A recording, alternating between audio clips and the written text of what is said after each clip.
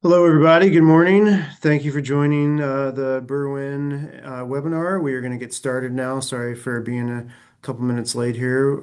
Had some computer problems on my end.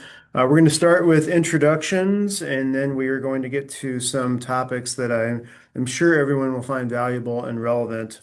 Topics we'll start with is a data discussion for overlooked data opportunities. Then we'll get to a member and provider data, more broad discussion. Then we'll move to SIU sources and discuss that area of payment integrity. And then we'll wrap with some Q&A. Just to note that we have a recording that will go out about 24 hours after today, after we have the session. Also, if you have a question, please drop that into the chat. Everyone is going to still be on mute during the session. And why don't we get started with introductions? So, JP, I'm going to turn it over to you for your background, and then Jan, and then myself. Yeah, thanks, Adam. Welcome, everyone. JP Rondu here, and um, I run independent consulting shop and help different payers, regional payers, large payers, redesign and re-engineer payment integrity service delivery models, SIU service delivery models. Um, and come from 17 plus years at United Health Group, where over half of that time was with payment integrity, leading the Optum SIU and payment integrity transformation, strategic transformation, operations like addressing provider abrasion, um, and some of those efforts. So turn it over to Jan. Thank you. Thank you. My name is Jan Sevcek. I am the co-founder and CEO of Medical Search Technologies. We run a AI firm building models for health plans and providers. Our models are focused on um, FWA, anomaly detection, risk adjustment, as well as care management. I've been in the data field for over 25 years, and I've been working specifically on PI for over 5 years now. Thank you, Jan. And again, my name is Adam Wilson. I'm with the Berwyn Group for about the last year. Prior to that, I also spent about 17 years at United Health Group, a mix of Medicare on the Part D pharmacy drug side and products, then on the operations side across all of UHC's operations, all three lines of business, payment integrity, provider data operations, shared services, and then wrapping things up over on the Optum side. So a lot of broad payer experience, and I'm glad I have these two esteemed gentlemen here as my subject matter experts on PI. So again, as I said, our outline today, we'll be talking about data quality gaps, and Jan will be covering most of that section with JP, talking on some of the items there as well. Then we'll turn it over to JP. We will go to the member and the provider data strategies, and then we'll wrap up with the SIU. So, Jan, let's go to you on the data discussion. So, you seem passionate about the data gaps and the opportunities. I think you framed it as opportunities and data feeds that PI teams are reluctant to act on or they can't act on. Can you talk about what might be holding them back? Yes, Adam. So unfortunately, there are a lot of challenges with incomplete data, missing data. So you may have data for some members, but not the rest of members, which makes the data not feel like it's very complete. Folks have low confidence in it and don't use it. But one of the real challenges is this issue of data granularity and how you decide which opportunities to pursue. And a lot of organizations use this concept of, low, medium, high priority. But what does that really mean? And as a practical perspective, a lot of times we see that there are more high priority cases than their teams could possibly work with the resources that they have. So it's not really an opportunity for them because they don't really know where to start. And so some of the challenges that happen there is the reality is that those just are not very good markers. And what teams really need to use or to have in order to be able to act on the data is more granularity into what do I actually do with this data? Provide me with some action steps so that I can take this and actually use it. And one of the problems that you see in this area is that part of the granularity problem is that in health plans, they're basically used to looking at each claim as its own without understanding the context of how this might be related to another problem. So, in addition to the low, medium, and high, the other issue is that the context is missing. So you can't group claims together and really understand the bigger picture. And we see this happen all the time where the organization was trying to act on the data, but they really weren't able to act on the data because of what information they just did not have. The other issue is that the ROI, if you start thinking about, how you're spending your time, if your data is not granular enough, your cost of actually actioning it sometimes is greater than the value of it. We have a client that previously was running at about 70% of the cost of recovery to recover it, which just doesn't make any sense. And it's all because of these various types of data problems that they're looking at. And so what ends up happening is that everybody puts a lot of work into producing this output, but unfortunately, nobody is really using it. And this is not a problem, specific to internal data or vendors. It happens on both situations. So Jan, did you say like in that example, 70 cents to recover every dollar? That's correct. Okay. And that's just, as you know, that's just not a good metric. I mean, it should be, you should have at least a 5 to 1 at a minimum. And, Yeah. and then in that example, and the reason that was happening is because they were working each claim row by row, and the claims data was incomplete. So they had to go look up information as they were working through it. And then in some cases, because the data was stale by the time they actually worked it. So this is all post pay. Then in some of those cases, they couldn't even recover what they identified should have been able to be recoverable. It was just too late at that point. Hmm. Okay. And I guess in the context of this, would you say in your experience, death audit has been talked about or considered in PI, or is that one of these data sources that maybe is hard to get or takes too long to track down? Also, maybe you could talk about false positives in your experience. Sure, it's something that we don't see a lot of. There's definitely an opportunity, but I think it falls into this category of currently is incomplete.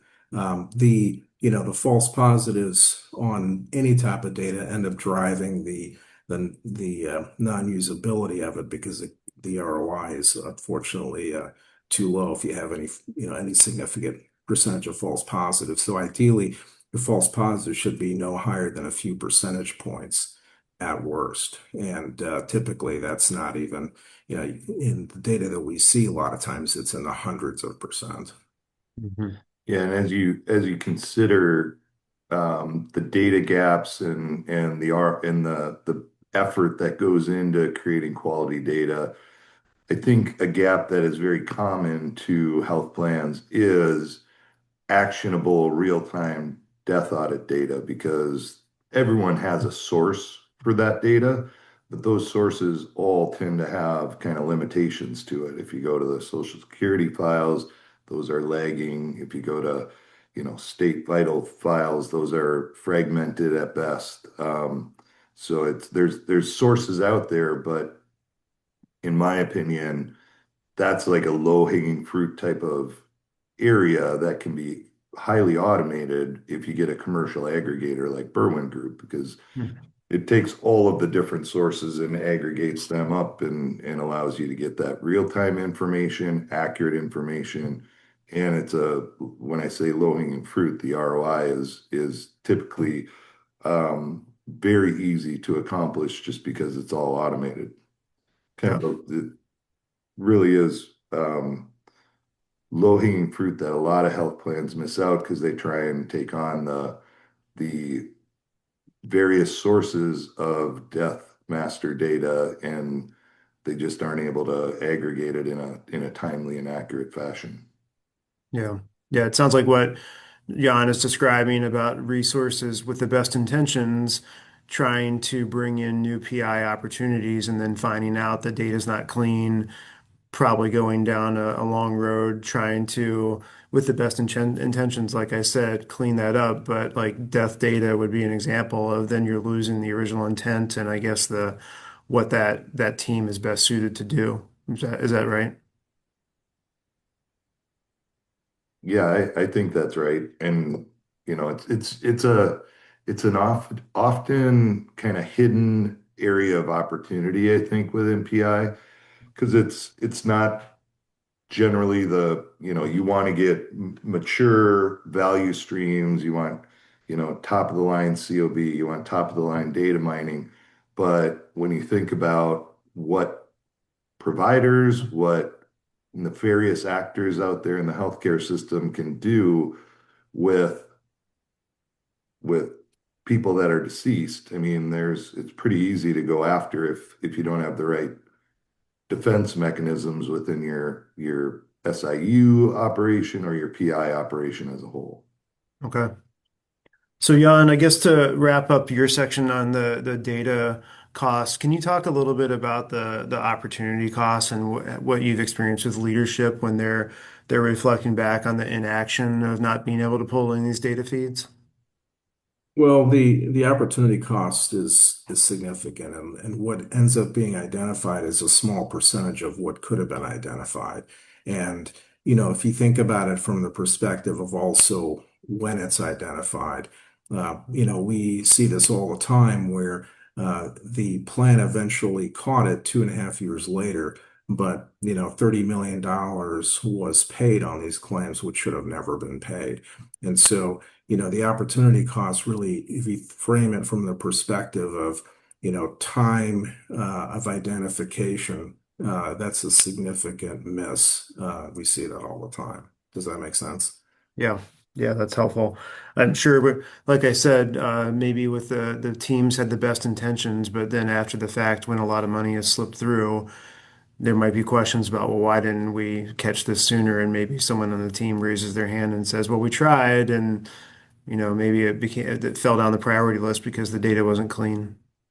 And I would agree. And I think, it's not that people aren't trying, it's just incomplete data. And, Yeah. there's so much data that is already coming through.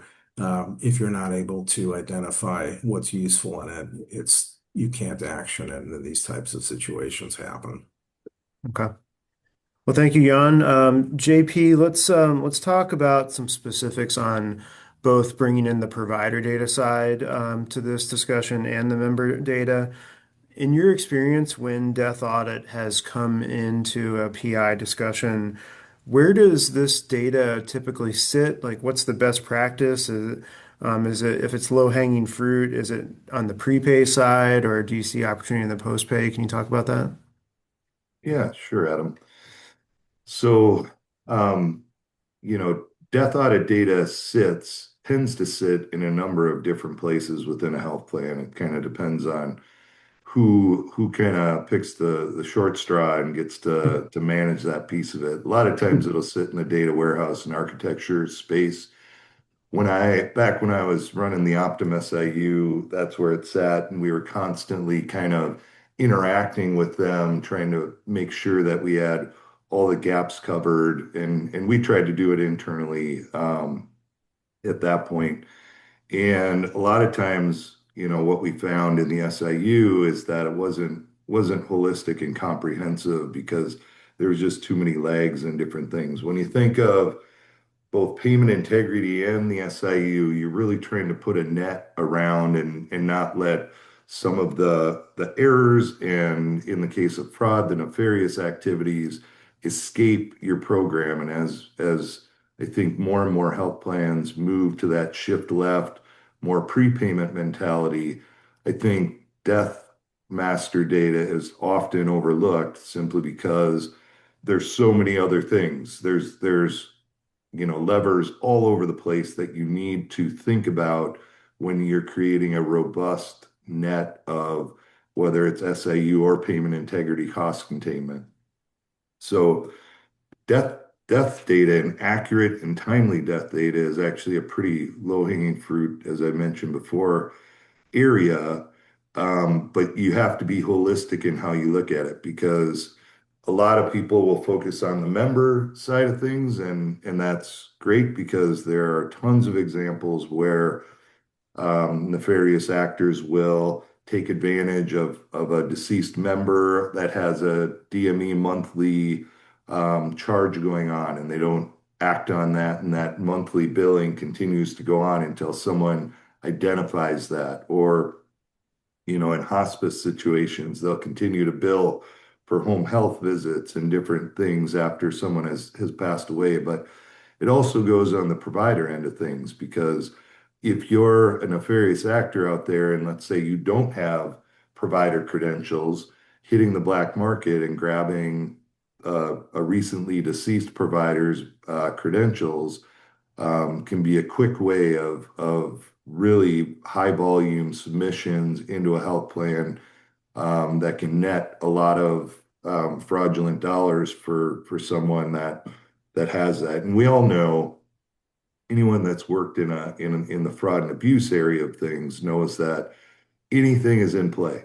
There is creativity abound in this space, and so you've got to be very holistic in your defenses and analytics and making sure that you have the right analytics to identify things is one thing, but death data is a little different because it's something that seems very easy. We just need a source and we need to integrate it into our claims data. But as mentioned earlier, if your source is the Social Security files, that's lagging data. So you're not going to pick up everything. If your source is CMS data, you're only going to get folks that are on CMS. So the best case scenario to cover both provider and member populations that are deceased and to kind of siphon off that bad actor kind of activity, you have to, the optimal system is to grab a commercial aggregator that can take all of these different sources and combine them into one so that you're getting that holistic timely and accurate death data that prevents those very easy to and preventable claims that are getting paid. It can sweep those up very quickly. So it's a very low effort, high benefit kind of activity that people are looking for. It's just often overlooked because it is a smaller pocket of the overall spend, but it can get really, there can be a lot of activity going on if you don't have the right preventative defenses in place. Yeah, I think you had said at one point in our conversations that this came up maybe a couple times a year in your experience, and someone would, around the table when you're looking at ideas would say, "Well, do we have the best death audit data?" I'm assuming also in those instances that was on the member side, not provider. Both actually. So if you think of, I think most health plans have some function of provider sanctioning data. But and that really is grabbing providers that have had their medical license suspended for one reason or another. They have their medical license revoked, those types of things. We used to have a function like that, but we'd go out to these state level sanction sites and grab new information on a rolling 30-day kind of cycle because it was all manually driven. We had people that would go out to these sites, grab new sanction information that could potentially be 20, 25 days old. Well, that sanction information also has provider death information Wow. if a Okay. provider is deceased. That's kept track of in all these state websites. So we knew we were getting lagging data, and we were starting to find some of that kind of pour through in the claims data.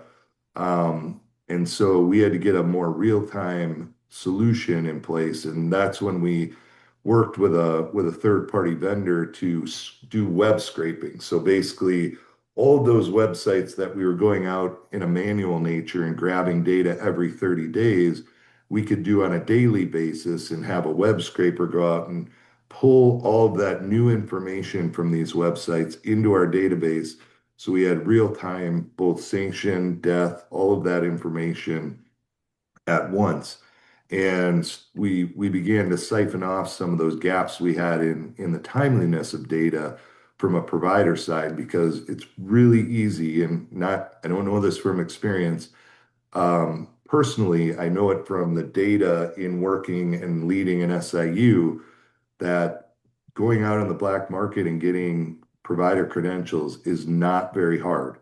Mhm. And if you can do it very shortly after someone's passed away and start doing high volume billing, if you don't have a good backup net of good Death Master data, you're going to end up paying those claims.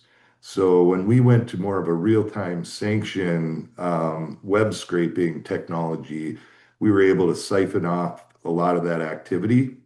And then Mhm. on the flip side, from a member standpoint, um, we found huge pockets where we ended up paying RX claims that were recurring auto refills on members that were deceased because we didn't have that real-time, robust death master data. And so, again, just a really quick hitter, low effort, high benefit kind of a system, but it isn't optimized unless you have some technology that can aggregate the different sources that are out there. So you're getting both the timely and accurate data because it takes a very short window for a nefarious actor to grab that data, start Mhm. submitting high volumes of claims and getting paid on those in a lot of instances. So that's very interesting about the web scraping, and that's really what one of the things that Berwyn does to get the death data, typically in 5 to 7 days, and validate and match it. I guess Jan, just echoing or chiming in on this section, I think you have some input as well on teams maybe with the again with the best intentions, but maybe working on these validation steps to introduce new data sources, the build versus buy thing. Like, what would your reaction be, I guess, to that on the web scraping? And then once you scrape the data, you've got to go through and pour over it and validate it, right? That's correct. And a lot of times, on that type of use case, the build is very difficult to justify in-house, and it's just the ROI is not there. The skill sets aren't there to necessarily devote, on a regular basis. We see a fair amount of turnover in IT groups that we work with at health plans, and they may start a project and then somebody leaves and then they've got to transition off to somebody, and so it's just a lot easier on those types of use cases to not really do to do it in-house, and even that applies to not only that type of use case of web scraping, but even a lot of projects that are done by plans in-house. It's easier to find a solution and outsource it to get that ROI. Yeah, yeah, that makes sense. Yeah, web scraping would be the advanced part of that. I'm sure there's some teams maybe that are Googling obituaries themselves, and that's not scalable or repeatable either. So why don't we talk about the SIU, and this will be a section for both of you to chime in on. I don't have as much experience in this. I generally know what they do, but I've always been interested in like how is an SIU structured, the team, and then do they get data feeds in a real-time basis from the PI organization, or are they sort of like picking projects? Either one of you can start in this, but I'm interested in that. And then how could death audit maybe feed into those SIU teams? Yeah, I can start on that. I mean, your general SIU structure is highly dependent on your strategy. I think a lot of SIUs nowadays are understanding that the pay and chase model isn't the right way to go about it. I think if you go back 10 years, and you looked a lot at a lot of SIUs, you'd find a lot of post-pay investigators, people with law enforcement background type folks, and those are very important assets to have on your SIU team. However, new strategies are probably moving SAUs toward that more preventative prepayment Mhm. approach, in which it's a little different skill set where you need your medical coders and people to analyze medical records and be able to match them up with the claims submitted to determine whether something looks fraudulent or not. And all of it, whether you're looking at pre or post payment, all of it is starts with a really robust analytics program. You need healthy inputs into your SIU to get any type of ROI out of it. Obviously, again, in a prepay basis, you use those analytics, and this is how we structured the SIU when I was with Optum, is you'd use that analytics function to identify potential fraudulent providers. We had about a 15 variable model that provided risk scores of providers that looked at anomalies in their claim submissions. So all of a sudden you see a spike in claim submissions, or you see they're all of a sudden billing for a different type of claim than they typically have, or you're looking for those different claim patterns. But then you also have variables that look at who are those providers referring to? Are they other known fraudsters? How often are their claims denied from some of the PI type uh, preventions out there? So there's all of this data that kind of goes into the riskiness of a provider. And the higher the risk score, you can kind of submit those really high risk scores into additional investigation on the prepayment side. And ultimately, that generally will put that provider on a flag, and you're stopping their claims before they're being paid. But all of that information on the analytics side is based off of historical claims. So once you put a provider on a prepayment flag and you have them stopped moving forward from that time forward, you still have all these claims that you've likely paid from a look back period that can go back 1 to 2 years. And that's where a good, robust post payment resource is going to be able to go and recover some of those dollars.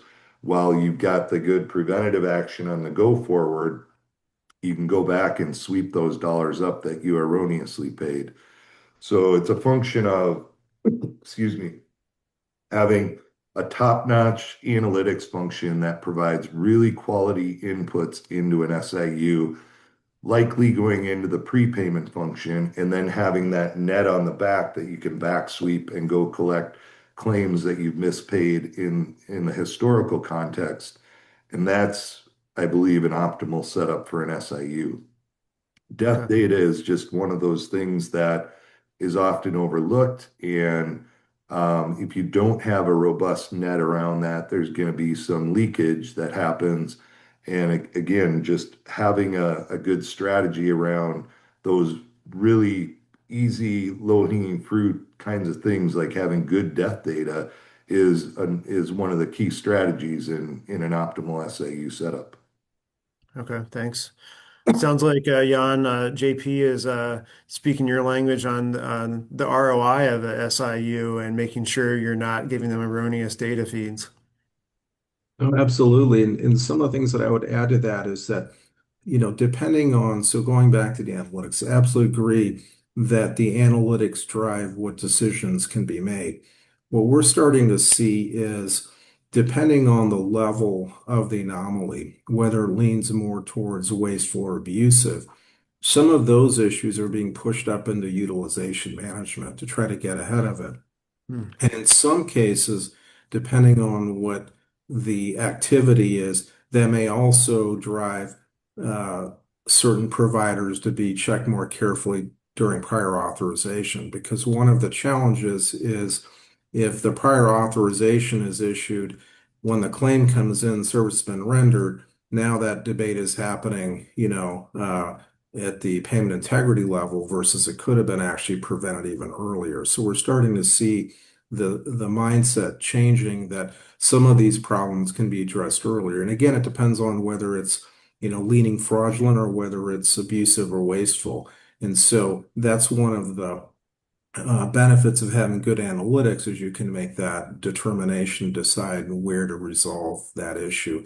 What we've seen many times is on truly fraudulent activity is the SIU groups are still looking at it, as I'd mentioned earlier, on a claim by claim level. We had a situation where the before our company was providing analytics, there was a very substantial fraud that had occurred. And what ended up happening is that the SIU group, was looking at claims within that, but they just didn't have the data to put the whole story together. And that caused a lot of claims to be paid that could have been prevented. But again, it just comes down to having good analytics and being able to decide where you can intervene to prevent the problem. Okay. Yeah, I really liked what you said too about prior auth, and I know this is a payment integrity webinar, but I think it also stands to reason that actionable quality death audit data can prevent a lot of inefficiencies further up the chain before even considering a prior auth, if that date has passed and the patient has expired. So why don't we, so we've gotten through our sections. I wanted to go through a couple questions that came in. And I think these are going to resonate with both of you on opportunities you have seen and continue to see in this space. What are some warning signs? And I think Jan, we'll start with you on this one, and then JP. What are some warning signs that organization has an existing PI workflow and they're leaving value on the table? I would say one of the biggest factors is how long does it take from the time the activity started till the time it was discovered and shut down. And that's measuring that is a data point that gives you a perspective on what's been left on the table. Okay. Yeah, I think that's a really good point. And I think one of the warning signs, there's a number of metrics you can look at, but for me, kind of a table stakes payment integrity function at kind of an average performance scenario is going to save at least 1% of your medical spend. So I Okay. kind of look at it in terms of the medical spend of your plan and how much you're saving. So an average payment integrity plan is going to be at least at 1%. If you're below 1%, you are leaving opportunities on the table. As a PI program matures, I think getting to that 3 to 5% of medical spend is absolutely realistic. And it does depend on how you define payment integrity because there's many different definitions out there. But if we're just thinking about and again, sometimes the SIU is included in there and sometimes not. So your variability is based on how you're defining it. But that's how I gauge a payment integrity program. Okay. That's helpful. So we had a question come in live, turning to the death audit programs. What have you both seen as far as best practices for that death audit data? I think one or both of you mentioned the death master file that you can get from the federal government. I think a lot of us know in as of around 2024, 2025, it only has 16% of the deaths in the file. Did you see that as kind of table stakes for death audit and PI using the death master file, or did you see third-party vendors? And I guess was the data good and timely and actionable? Yeah, I think if if I had the information that I have today, I think I would have made a pitch to outsource some of the Death Master data when I was at Optum. Hmm.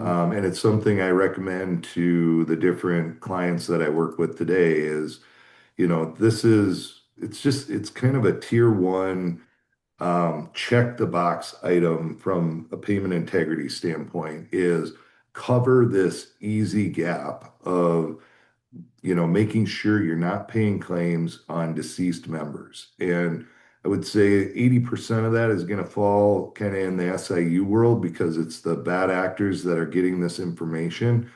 But if you really have poor information, you're just going to pay claims that end up getting submitted that didn't siphon off, like I mentioned before, a DME monthly, you have a wheelchair that you're paying, you have monthly claims on, and Oh, yeah. the daughter of a deceased member didn't call in to cancel that off. That could Yeah. stay in perpetuity until you identify that that member is deceased, and that identification has to happen real time, so you're not leaking. And so you have to have a real time solution on your death data. Yeah. And that generally is only going to happen if you have some way to aggregate all of the sources of data so that you can, get real time, timely, and accurate information in that space. Okay. Jan? We have actually not seen it in use at all, any outside data, which I think in part speaks to the opportunity. We just Yeah. it's something that we have not encountered. Yeah, I've heard that from others in the PI space that this is something I think that maybe was a check the box or set it and forget it feed, and not something that folks have come back to. On the Death Master file, I think what is maybe unsaid is if you license that file, even with its known data gaps, it's still up to your team to go validate and hunt down things and take action on it. And it seems that if that data is not validated, or maybe teams have been burned with false positives, there's a reluctance to take action on the DMF. Another question that we had come in before the event was, and this is maybe a good storytelling for you both on what you've seen and some egregious things. Can you talk about like maybe what surprises your clients the most or your leadership teams in PI when you come in and assess their PI data quality? I'm sure you have some stories of some things you've uncovered that maybe shocked them. I'll start with that. So I think, Adam, the shocker is the level of activity that happens. It's not necessarily one specific event, but it's some of the brazenness of what types of schemes that we've seen. And one of the things that, again, if you think about wasteful and abusive, we see a lot of that activity being relatively level. It's happening. It might increase a little bit up and down for a provider. But when you really look at what falls into the fraudulent bucket that would end up in SIU, one of the things you see on a regular basis is, this idea of let's run a few claims through and see if they get through, and then the activity can increase really significantly. But we've seen it because we use AI models to monitor it. Some bad actors will start, they'll pass a few through, and then they'll ramp it up very quickly. Then there's other ones that'll ramp it a little bit more slowly so it doesn't, be so obvious. But I would just say that every possible different way to get away with something, we've seen it. People try it, and I think that is the shocker of the different types of strategies people will use to try to get paid. Okay. Yeah, I'll give you an example that it just blows my mind, but it when you think about it, it makes complete sense. But so when I was leading the Optum SIU 2014, 2015 timeframe, we uncovered a fairly large scheme that we ended up calling the mummy scheme, because it basically was these bad actor DMEs, durable medical equipment, they would either partner with a provider that was willing to go along with their scheme, or they would obtain provider credentials through the black market and use that to make legitimate referrals for seniors around elbow braces, back braces, neck braces, all this DME equipment.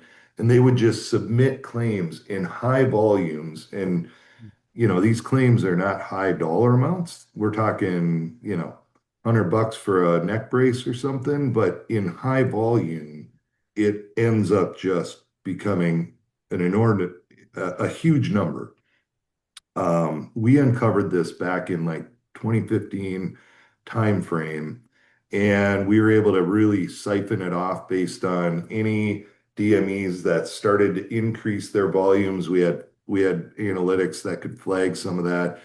And long story short, we were able to shut it down in, a 6 month time frame with some concentrated effort around that. So fast forward to a client I was working with in 2021, and they had just uncovered this. And part of the reason they hired me was because they just had uncovered this huge, over $100 million DME fraud scheme that was hitting them.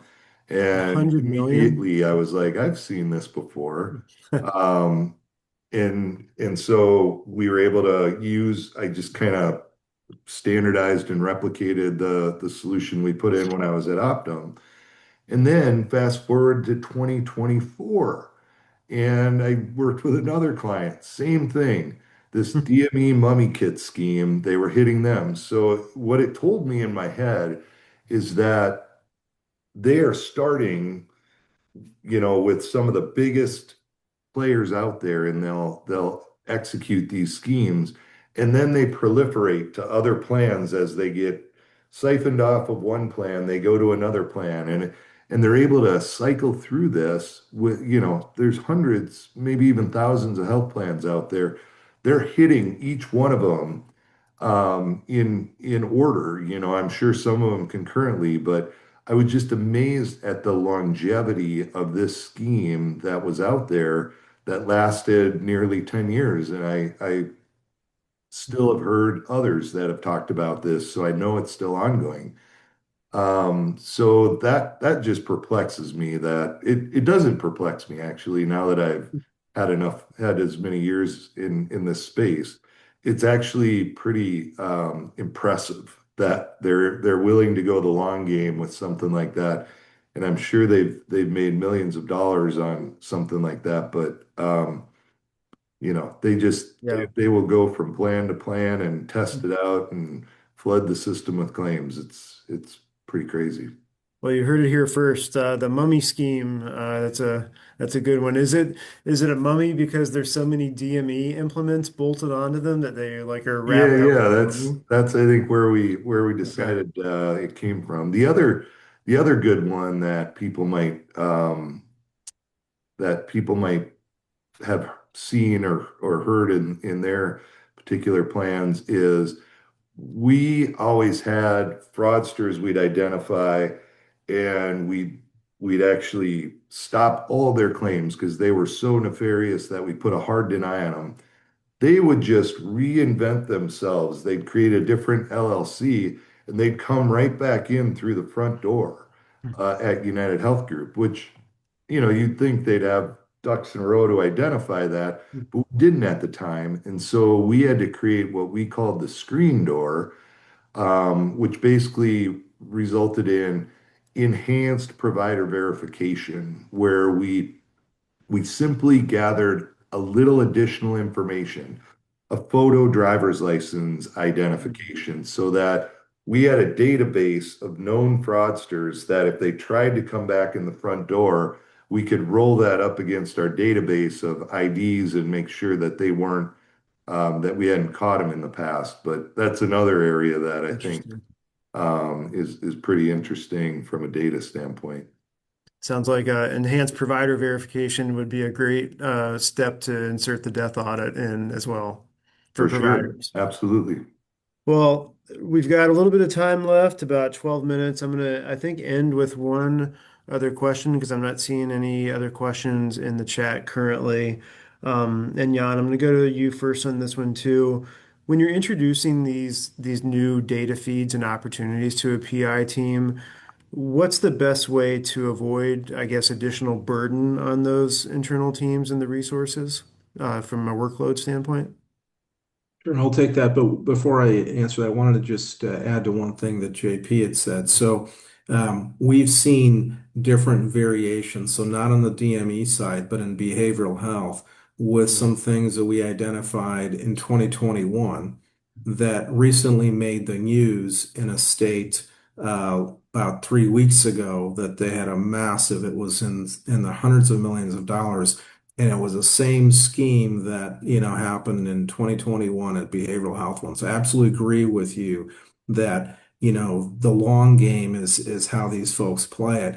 And I think there's this scheming going on where folks are sharing information of what they've learned, what gets through, and then they're able to, to continue running that process. But going back to the question, Adam. So I would say really the completeness of the presentation, but and also what we've learned, it's really important to present the information in a way that those teams are used to consuming it. So, SIU may look at data differently than utilization management, but even within SIU, based on the type of problem that you've identified, being able to present that with the language that they think of solving that problem is really useful. And so we've spent some time working with medical officers at plans to help think about, and SIU teams to think about how they view the problem to make sure that the information is being communicated back. And it may seem, like a trivial issue, but it is actually really important to make sure that it's consumable in a way that they think about the problem, as opposed to as a vendor or as even an internal party, how the people creating the data think about the problem. Those are often not in alignment. that's Does that helpful. make sense? Yep. JP, do you have anything to add on that as far as the resource load to the teams? I'm sure there's dozens of opportunities you could introduce to them in only so much time in the day, and you don't want to put it on their backs to figure out the data feeds or stand something up. Yeah, I mean, I would say just in general, from a resource standpoint, it is kind of always hard to know how many resources you need. We ramped from, I think, 21 post-payment resources when I inherited the Optum SIU back in the day. We ramped that up to 120 resources, mainly on the prepayment side. Mm, And I used to tell our executives I could keep 1,500 people busy. There's so much of this stuff. But yeah, at the end of the day, what we worked off of to kind of get to more of an optimal resource standpoint is savings per FTE. When that savings, we kept going up, up, and up, savings per FTE. Once you start seeing that savings per FTE start to fall back a little bit, and you see that diminishing margin of return, that's when you know you've kind of hit your sweet spot in terms of resources and having enough resources. And you've got to have that kind of financial acumen to look at it and be able to create the business cases so you get the right resources in play. Um, from and that's the great thing about the Deathmaster data is the Deathmaster data is an automated function. Again, high benefit, low effort because it's all automated. So it's one of those kind of click the button and it's implemented and you've got that gap in the net covered. yeah. So it's a pretty easy one to think about, but again, it's often overlooked. And I think that um, it's there is no greater embarrassment than to have to report out at an executive level that you've paid millions of dollars out to deceased members. That's not a conversation you want to Yeah. have. Well, that seems like a great ending point for today's webinar. I completely agree. And Berwyn Group does work across multiple industries, not just healthcare, so financial services, pensions, life insurance, traditional P&C insurance. And yeah, we make it easy for the clients so that as you said, the death feed just comes in and they have actionable data on a real-time basis or near real time. So I want to thank you both for your time today. I definitely learned some things from you that I'm going to ponder here. I think for the audience, I would encourage you to reach out to JP and Jan. These gentlemen have just a broad amount of experience across multiple payers. They've seen it all. They've made sure to bring a lot of their nuggets of wisdom today, but I'm sure they have more in reserve and do a lot of consulting. So we will be sending that recording out, I said, in about 24 hours, and hopefully we'll get some more of these nuggets of wisdom out to a broader group that maybe couldn't attend today. So thank you both. Appreciate it, Adam. Yes, All thank right. you. Thanks, everyone. Have a great week.